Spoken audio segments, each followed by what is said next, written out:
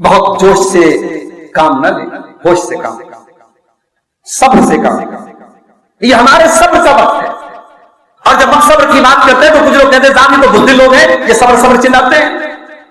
अगर सब्र बुद्धि का नाम है तो 1400 साल पहले मेरे नबी की आंखों के सामने अम्मा को, उनके बाप यासिर को और उनकी मां सुमैया को सताया जा रहा था, और मेरे नबी वो मंजर देख रहे थे, और मेरे नबी कह रहे थे सब्र या आला यासिर फइन मौइदकुमुल जन्ना, ऐ यासिर के घर वालों सब्र से काम लो, तुमसे जन्नत का वादा है। सब्र बुद्धि नहीं है मेरे भाई, सब्र तो अल्लाह ने अपने नबी को करने का हुक्म दिया। वस्बिर वमा सब्रुका इल्ला बिल्लाह, ऐ नबी आप सब्र से काम लीजिए, और आप अगर सब्र करेंगे तो ये अल्लाह की तौफीक से करेंगे। वला तहज़न अलैहिम वला तकु फी दैक़िन मिम्मा यमकुरून, और ऐ नबी आप इन काफिरों के ऊपर, इन मुशरिकों के ऊपर आप गम न कीजिए और आप अपने दिल में परेशानी मोल न लीजिए। अल्लाह आपके साथ है, अल्लाह जरूर आपकी मदद करेगा।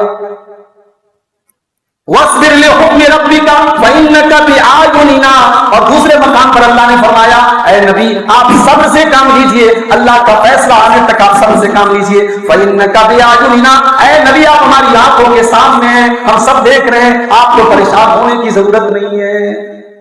सब्र से काम, आपका जोश में उठाया गया एक नादानी का कदम कोई कौम के लिए तबाही और परेशानी का सबब बन सकता है, और मिसालें मौजूद हैं। ये वक्त हमारे सब्र का है, सब्र से। और पांचवी चीज, अपनी मईशत को मजबूत कीजिए, अपनी कौम को कारोबार दीजिए, अपनी कौम को रोजगार दीजिए। अभी भी हमारी कौम में बहुत बड़े बड़े पैसे वाले लोग हैं, सिर्फ अपनी प्रॉपर्टी मत बनाइए, कुछ ऐसे इदारे खोलिए, कुछ ऐसे टेक्निकल सेंटर खोलिए, कौम के नौजवानों को कुछ हुनर दीजिए, कौम के नौजवानों को कुछ रोजगार दीजिए। जैन कम्युनिटी भारत की बड़ी छोटी कम्युनिटी, शायद 1 या 2% है पूरे भारत में जैन, मगर आज तमाम बड़े बड़े बिजनेसमैन क्या है साहब, जैन है। भारत में आने वाली कोई हुकूमत उनसे पंगा नहीं ले सकती, क्योंकि डेमोक्रेसी में हुकूमत कौन चलाता है? हुकूमत दरअसल कैपिटलिस्ट लोग चलाते हैं। भाई हुकूमत कौन चलाता है? बड़े बड़े मिनिस्टर, बड़े बड़े नेता, और इन नेताओं को खरीद लेते हैं कैपिटलिस्ट।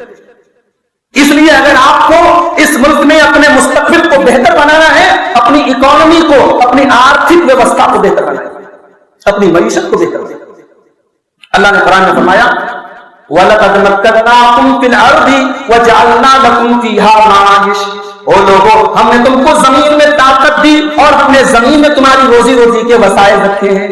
क्या मतलब? ताकत तुम्हें जमीन में तभी मिलेगी जब रोजी रोटी के वसाइल तुम्हारे पास। इसलिए जो कौम के सरमायादार लोग हैं, जो बड़े लोग हैं, अपनी कम्युनिटी पर ध्यान दें। ज़कात बांटने से मदद नहीं होगी गरीबों की, गरीबों को रोजगार दो। आपका कोई कंपनी है, कोई इदारा है, आप अपनी कौम के लोगों को तरजीह दो। जैन कम्युनिटी का लड़का ग्रेजुएशन पास करके आता है, 21 साल का बिजनेस स्टार्ट करता है। हमारे लड़का 10 साल का हुआ, बाप ने उसको मजदूरी पे लगा दिया। ये मजदूरी का दिमाग, मजदूरी की जहनियत कब तक चलेगी? कारोबार की और तिजारत की जहनियत बनाओ मेरे भाई। साहबे किराम ने तिजारत की थी, और अगर हमें ये लगता है साहब तिजारत में भी हमारे साथ बड़ा तासुब हो रहा है, हमारे साथ बड़ा भेदभाव हो रहा है, काम आसान नहीं है बिजनेस करना, तो आसान तो कभी नहीं था। जब मुसलमान मदीना में पहुंचे, मदीना का सबसे बड़ा मार्केट बनु कैनुका का मार्केट यहूदियों के कब्जे में था, और लेकिन मुहाजिरीन सहाबा ने अपने टैलेंट के बल पर, अपनी ईमानदारी के बल पर, अपनी सलाहियत के बल पर अपना लोहा बनवाया, और उसी मार्केट में मुसलमानों की बड़ी बड़ी दुकानें हो गई। तो मईशत हमें मजबूत करनी है। और छठा काम यह करना है मेरे भाई कि हमें और आपको इस वक्त मिल्ली इत्तेहाद की बड़ी जरूरत है। हमारे यहां मसलकों में बड़े इख्तिलाफात, लेकिन जब बात मिल्लत की आए, हमें सारे इख्तिलाफात को किनारे रख करके एक मिल्लत के एतबार से, उम्मत के एतबार से हमें एक होना पड़ेगा। अल्लामा इकबाल ने बड़ी सच्ची बात कही, फर्द कायम रब्त मिल्लत से है तन्हा कुछ नहीं, मौज है दरिया में और बैरून दरिया कुछ नहीं। इस दरिया में मौज हमारी एकता से, हमारी यूनिटी से है मेरे। हमारे दरमियान इख्तिलाफात है, अकीदे के इख्तिलाफात, छोटे मोटे इख्तिलाफ नहीं है, अकीदे के इख्तिलाफात, नमाज के तरीके लोगों के अलग अलग, मगर भाई टॉलरेंस पैदा करो। یہ جو جہالت کا دور ہے کہ صاحب ایک مسلک کا مسلمان دوسرے مسلک کی مسجد میں چلا گیا، اب مسجد کو دھلوایا جا رہا ہے، بھگایا جا رہا ہے اس کو. اب یہ پھر ہم کسی غیر مسلم سے کیوں توقع رکھتے ہیں کہ وہ ہمارے ساتھ ٹالرنس کرے، جب ہمیں اپنے مسلمان بھائی کے ساتھ ٹالرنس گوارا نہیں ہے، رواداری گوارا نہیں ہے، اس کے ساتھ ہم مل جل کر کے نہیں رہ سکتے، تو ہم کسی غیر مسلم سے کیسے امید رکھتے ہیں کہ وہ ہمارے ساتھ مل جل کر کے رہے؟ تو پہلے ہمیں اپنے اندر ٹالرنس پیدا کرنی چاہیے. ارے میں نے تو ایسے ہی واقعے دیکھے میرے بھائی، بہار کے گاؤں کے درمیان میں دیوار کھڑی ہے. یہ انصاری برادری کا راستہ ہے، یہ شیخ برادری کا راستہ ہے. انصاری کے راستے سے شیخ نہیں جاتا، شیخ کے راستے سے انصاری نہیں جاتا. اللہ، یہ جاہلیت آج ہمارے مسلم سماج میں آج بھی موجود ہے.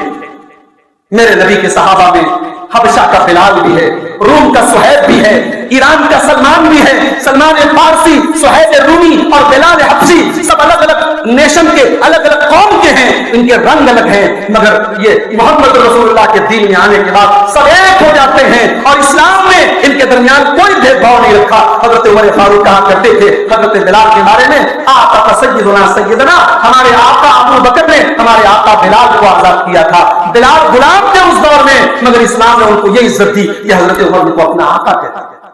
آپ برادری کے نشے میں چور ہیں صاحب، ہماری برادری بڑی اونچی ہے.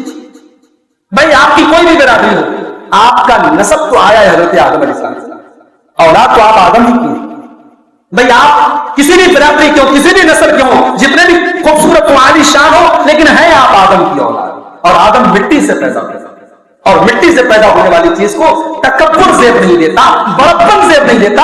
اپنے تکبر کو ختم کیجئے اور ملت کے ساتھ اتحاد کریں، آپس میں ایک دوسرے کے ساتھ محبت ہمدردی کا سلوک کرو. میرے کوئی بیمار ہے، علاج کی ضرورت ہے، کسی بھی مسئلہ کا ہو اس کے علاج میں مدد کرو. بھائی کوئی پریشان ہے، کسی بھی مسئلہ کا اس کی مدد کرو.